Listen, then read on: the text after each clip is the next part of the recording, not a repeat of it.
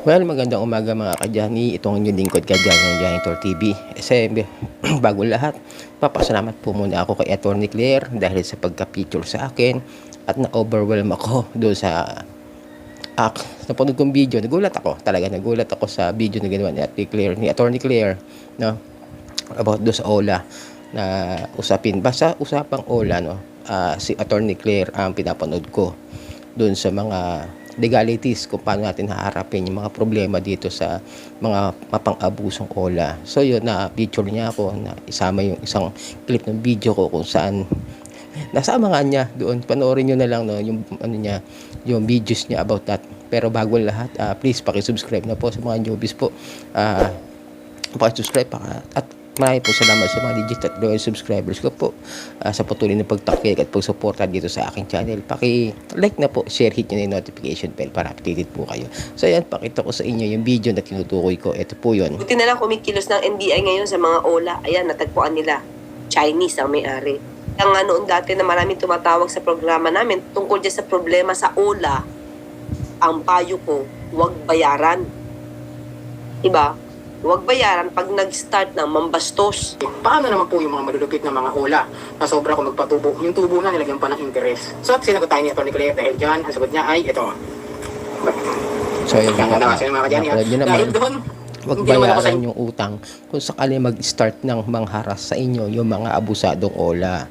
Yan po. Si Atty. Claire po kasi lagi po yung tumutulong sa mga OLA victims. Matagal na po. Last year, siya rin yung tinanungan ko kung ano yung pwedeng gawin sa mga ganyang klaseng malalaki ang patubo, malalakas ang interest, matataas ang interest. Yan. Siya po yung tinanong ko. Ngayon, overwhelmed talaga ako. Maraming po salamat, Atty. Claire.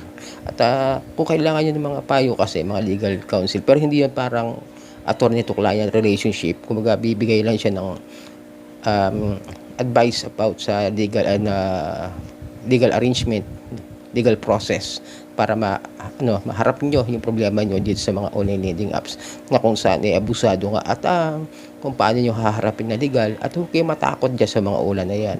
Talagang ganyan yan, mga illegal ang gawain na alam nila. Hindi nga nila alam kasi yung legal eh. Kaya nga illegal na lang yung ginagawa nila, yung panghaharas, pagtawak sa contacts, tag doon yung panggugulo sa social media, pagpapadala ng kung ano-ano. Pag nagsimula na nga sila mga haras ng ganyan, huwag nyong bayaran. Hindi yung babayaran, hindi yung ibig sabihin na wag babayaran. Habayaran nyo ng legal.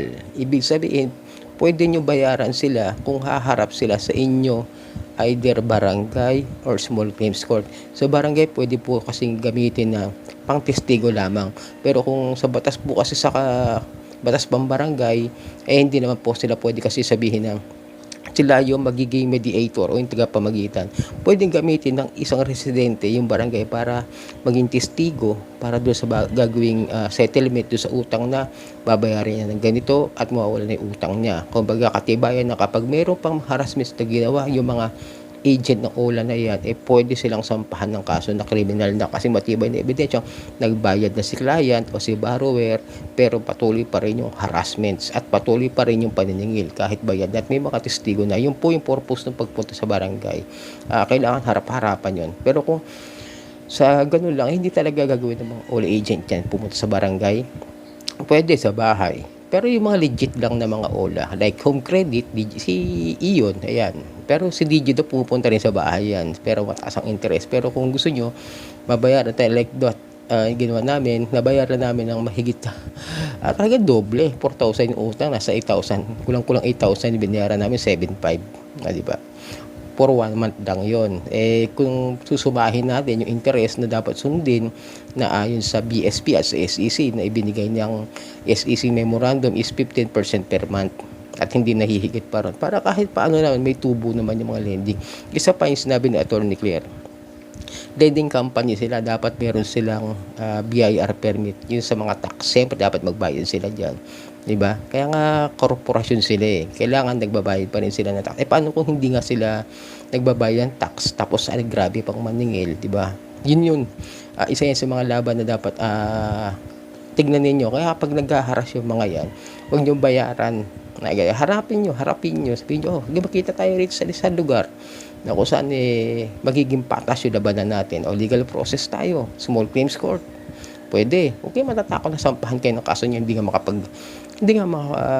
makapagbigay ng totoong address yung mga OLA na yan dahil nga ang alam lang gawin ng mga yan mangharas dahil nga ang mga may-ari niyan yung mga Chinese at hindi naman talaga mga Pilipino, unlike si Billy Ace na legit, si Tala na di ako alam kung sure kung nagpupunta ra. Sabi nila iba meron daw nagpupunta, ewan ko kung totoo yung sabi nila na house visit. Okay lang naman puntahan kayo ng mga ganyang klase ng mga online lending, no, na puntahan ko sa bahay ko legit naman at nakikipag-usap na maayos at kung maniningil naman wag dama yung mga tao, yung ibang contact reference na kung saan pag pinanood niyo yung video na yun nakukuha nga lahat. Kahit pala tanggalin mo talaga yung SIM mo, yung apps mo ng OLA, nakatrace na, naka-download na sa computer system ng mga OLA na yan, yung mga nakuhang number sa atin. Kumbaga nakasave na sa kanila. Kaya kahit tanggalin mo na, once na i-download mo na, kung hindi nyo alam, nandun na sa kanila yan. Makakuha sila ng informasyon ng ibang mga contacts sa inyo. Kaya yan nagiging problema. Kaya nga pag pinapayo ng PNP, NBI na magpalit ng number, huli na ang lahat. Nakakuha na sila ng mga informasyon ng mga contacts sa inyo. Pati yung mga tumawag sa inyo, basta once na naload nyo yung contacts ninyo, nakukuha nila yung mga recent history nila natin ng mga calls. At kung yung ibang OLA, gusto rin i-allow yung mga sa text messages natin, di ba? Meron ganung OLA ako na subukang applyan. Kaya hindi ko tinuloy yun kasi gustong kunin yung text messages. Paano kung may mga text ng mga kaibigan ko ron? Kaya hindi ko inallowed yun, hindi ko dinownload.